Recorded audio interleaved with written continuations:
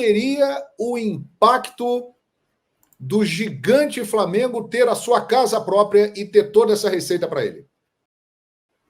Pois é, acho que o exemplo que nós temos aqui é o Palmeiras. Você vê o salto que o Palmeiras deu graças a uma arena nova. Então, quer dizer, o Palmeiras tinha uma TV menor, patrocínios ali inflados, né, pela Crefisa, mas ele tinha também uma receita de estádio sócio-torcedor que hoje coloca ele junto do Flamengo, são os dois maiores aí em exploração de estádio. Então, essa questão o Flamengo não tem. O Flamengo ele tem hoje um match day, que seria receitas de bilheteria no Maracanã, mais o sócio-torcedor de mais ou menos 260 milhões. Você fala, pô, é muito dinheiro.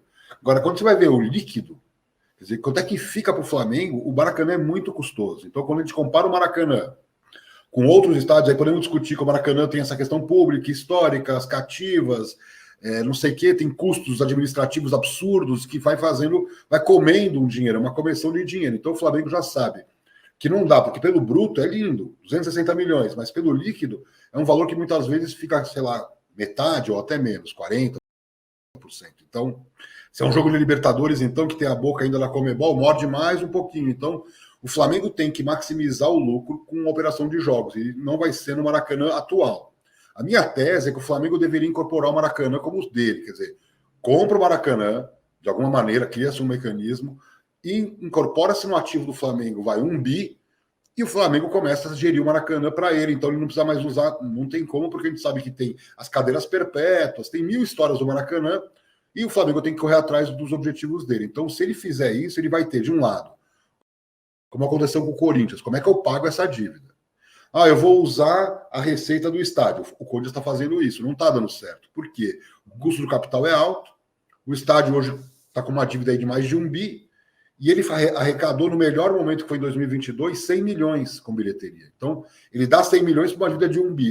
Então, ele está pagando o serviço da dívida, nunca quita a dívida. Então, ele tinha que estar faturando o dobro pelo custo do estádio. Por que o Palmeiras não sofre com isso? Porque o Palmeiras pegou o estádio, eu jogo aqui, me dá bilheteria e sócio torcedor, e o resto é da W Torre, que vai a cada ano vai aumentando. Então, ou o Flamengo encontra um sócio, que não precisa ser uma construtora, pode ser shopping center, que vai fazer um empreendimento e o Flamengo vai ficar tranquilo, não tenho dívida, cada vez você vai ganhando um pouquinho e é meu sócio, mas para ser sócio vai ter que ir para o conselho. O próprio participei de uma live com o presidente Rodolfo Landim, ele comentou de fazer uma SAF, emitiria aí 25% do capital dessa SAF para trazer investimento, e com esse investimento ele não gastaria um centavo. Essa é a melhor jogada, porque a máquina Flamengo hoje consome, só de futebol, mais de 800 milhões por ano. Então não dá para parar. Eu vou tirar o dinheiro do futebol para pagar o estádio. Bom, vai ter que reduzir, a torcida vai sentir, talvez impacte nas receitas. Então, como trocar esse pneu em movimento? Ele joga no Maracanã, fica tudo bem, e essa construção não pese nas finanças do clube, porque se ele tiver que tirar dinheiro... Então você acha que essa ideia do Landim, que surgiu numa entrevista na CBN, que ele divulgou, e que você estava participando, e que foi muito criticada, você acha que é uma solução interessante e até seria a melhor solução? Uma SAF, seria a melhor solução, uma parte para desenvolver o estádio? Porque vamos lá, qual que é o medo do torcedor flamenguista? Com razão, é o mesmo medo que eu tenho, e se eu fosse botafoguense, cruzeirense ou vascaíno, eu estaria bem chateado. Os clubes chegaram numa posição que eu não tenho solução, vende para o Textor, vende para o Ronaldo, vende para a 7-7. Eu não concordo, porque são clubes muito grandes. Um clube menor, o Atlético Goianiense, vem a 7-7, compra, faz todo sentido. Comprou o Everton, comprou uma parte do Sevilha, o próprio Textor comprou o Crystal Palace, ele não comprou o Manchester United, o Manchester City. Ele vai aonde dá, quer dizer, o Lyon, o Botafogo, na minha opinião, na minha leitura, não precisaria. Teria um mecanismo, mas chegou num ponto, vendeu. O que o flamenguista não quer? Que venha, de repente, um russo, um americano, compre o Flamengo. Então, como eu faço para proteger? É o modelo que o Papo Landim comentou do Bayern de Munique, que é o que eu defendo para o Flamengo e para todos os demais grandes. Os top 30 clubes do Brasil têm solução vendendo um pedaço. Então, quem é o investidor? Não é o Textor. É a Ambev, o Itaú, o BRB, marcas corporativas que vão ter uma cadeira no conselho. Quem é acionista minoritário do Bayern de Munique? A Audi. A Audi manda no Bayern? Não. A Audi tem uma cadeira e vota. Olha, eu gostaria disso. E aí vamos analisar dentro do conselho de administração, que é como as empresas fazem. O conselheiro representa os interesses de um acionista.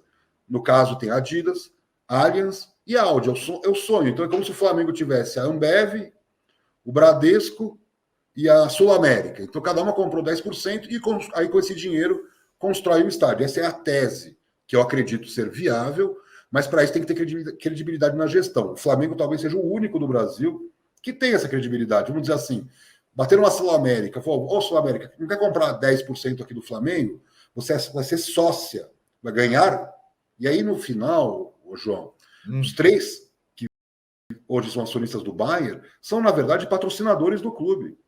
Então, mas a Nike não vai entrar no Bayern. Não vai, porque na cadeira do conselho tem a Adidas. Então, ela comprou não só o patrocínio, que já é uma coisa comum, uma cadeira no conselho. Ela injetou recursos no Bayern de Munique e agora ela não apenas patrocina, como ela recebe dividendos quando o Bayern de Munique tem lucro. Resumindo, você não precisa endividar o clube. Você pode captar um recurso barato, que é esse dinheiro do investidor, com destinação certa. Agora, imagina, por exemplo, passar isso no Conselho do Flamengo. Isso aí é uma guerra, né, João? Então, o mecanismo financeiro existe e é maravilhoso. Eu diria, João, que talvez o Flamengo fosse o único clube que até na Bolsa de Valores ele podia ir. Então, assim, ele tem o caminho do investidor corporativo, mas ele tem também um outro caminho que seria muito mais arriscado, porque o mercado financeiro também não está no melhor momento, assim, está meio volátil, mas assim, ir à Bolsa de Valores e abrir o capital, e aí se transformar numa SA de capital aberto. Só que isso depende também de passar pelo conselho.